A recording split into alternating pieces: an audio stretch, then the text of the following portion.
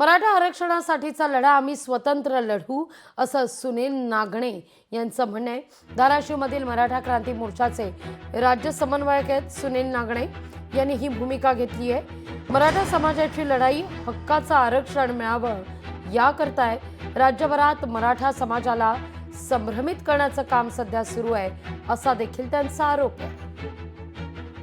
जो मराठा म्हणून उल्लेख आहे त्या मराठ्यांना आरक्षणापासून अगदी पद्धतशीर सर्व पक्षातील नेते आणि आमच्या सुद्धा मराठा समाजातील अनेक जण मराठा जातीला संभ्रमावस्थेत ठेवण्याचं काम सुरू आहे।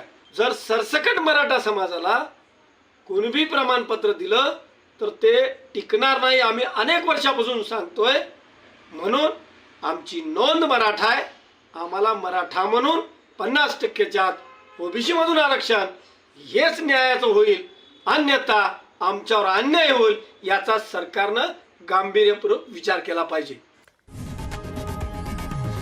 लोकशाही मराठी ऐका, पहा, जागरूक रहा।